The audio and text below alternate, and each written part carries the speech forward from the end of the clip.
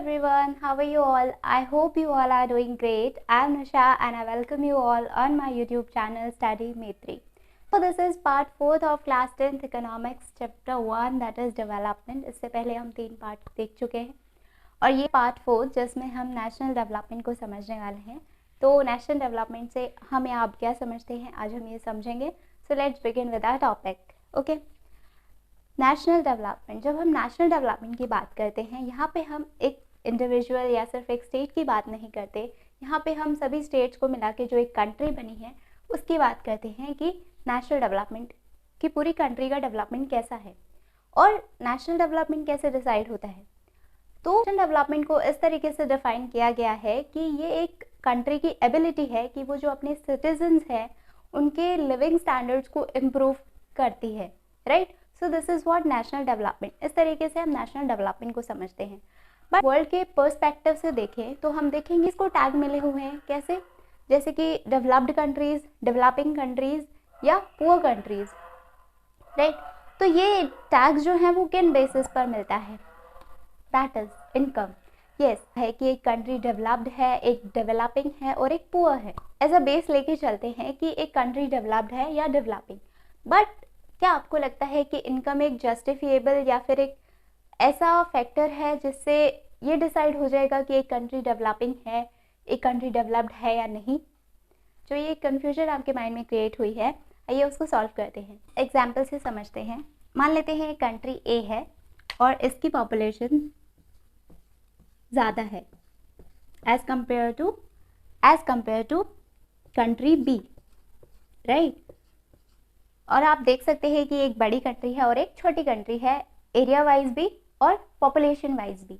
तो हमने देखा कि यहाँ की पॉपुलेशन ज़्यादा है, लोग काम करते हैं और इधर भी. बट यहाँ की जो पॉपुलेशन होगी अगर हम ओवरऑल निकालेंगे तो वो यहाँ से ज़्यादा आएगी. ऐसा क्यों? क्योंकि यहाँ की पॉपुलेशन भी तो ज़्यादा है. बट इसका मतलब ये नहीं कि ये कंट्री डेवलप्ड नहीं है. ये सोच के भी आपके माइंड में ऐसा ख्याल आया होगा कि इनकम नहीं तो ऐसा क्या है जो एक कंट्री को ये टैक्स देता है. आइए वो समझ. प्रॉब्लम का सॉल्यूशन मिला पर कैपिटा इनकम से. अब ये क्या बला है, आइए समझते हैं. पर कैपिटा इनकम क्या होता है. यहाँ पे हम देखते हैं टोटल नेशनल इनकम. यहाँ पे हम एक इंडिविजुअल या एक स्टेट की इनकम नहीं देख रहे हैं, यहाँ पे हम टोटल नेशनल इनकम को देख रहे हैं. राइट. और divide by total population. Total population. Yes. तो this is what per capita income. मतलब कि यहाँ पे जो इनकम निकल के आएगी वो एक पॉपुलेशन के अकॉर्डिंग निकल के आएगी कि क्या वो जो इनकम है पूरे कंट्री को चलाने के लिए वो उस कंट्री के लिए सफिशेंट है या नहीं. तो यहाँ पे जो है अब यहाँ पे वर्ल्ड बैंक का रोल आता है. आइए उसका रोल क्या किया. उसने इनकम के हिसाब से कंट्रीज़ को बाइफरकेट किया. अब जो अगर एनसीईआरटी में देखेंगे तो उसमें पुराना डेटा लिखा हुआ है, आई थिंक 2013 का. बट यहाँ पे हम 2019 के अकॉर्डिंग लेके चल रहे हैं. सो अगर आपको इससे भी रिसेंट या अपडेटेड डेटा मिलता है तो प्लीज़ आप उसको रेफ़र कीजिएगा. बिकॉज अगर आप आंसर में अपडेटेड लिखेंगे तो वो बहुत अच्छा इम्पैक्ट डालता है आपके आंसर शीट में. राइट. तो अभी हम समझ लेते हैं 2019 के अकॉर्डिंग किया.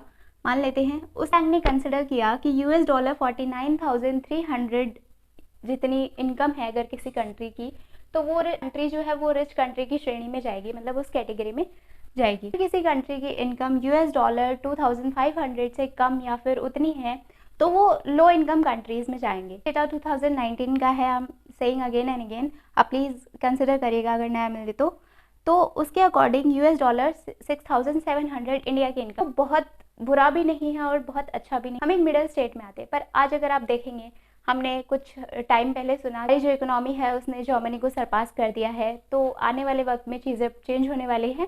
तो आप अपडेटेड रहिएगा इन चीज़ों को लेकर. सो इस तरीके से हमने देखा वर्ल्ड बैंक ने डिसाइड करने वाली कंट्री जो है डेवलप्ड होगी और इतनी वाली डेवलपिंग और बाकी जो है वो पुअर कंट्रीज़ या लो इनकम वाली कंट्री. इन सब चीज़ों को समझने के बाद एक सवाल उठता है कि क्या सिर्फ इनकम से हम डिसाइड कर लेते हैं कि कोई कंट्री कितनी डेवलप्ड है या नहीं.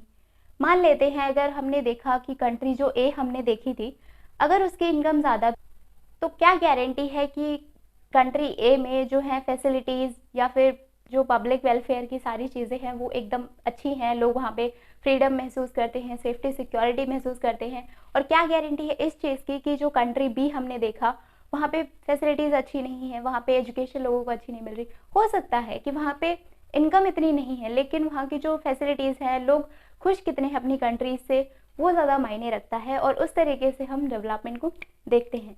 तो income as a sole factor हम लेके नहीं चल सकते, हमें बाकी चीज़ें भी देखनी पड़े। उसके लिए एक और रिपोर्ट आई यूएनडीपी से। अकेला फैक्टर लेके हम नहीं चल सकते कंट्री के डेवलपमेंट का, हमने अपनी पहले वाली वीडियोस में भी देखा है। इनकम के साथ हमने अदर गोल्स भी देखे, जैसे कि सेफ्टी, सिक्योरिटी, एजुकेशन कैसी है, हेल्थ फैसिलिटीज़ कैसी है, वो सारी चीज़ें मिलाकर एक कंट्री का डेवलपमेंट होता है। और इनकम के साथ साथ वो चीज़ें अगर होंगी तो ही हम डेवलपमेंट कंसिडर करते हैं। So this was all about this video. We will meet in the next part of this chapter. Thanks for watching.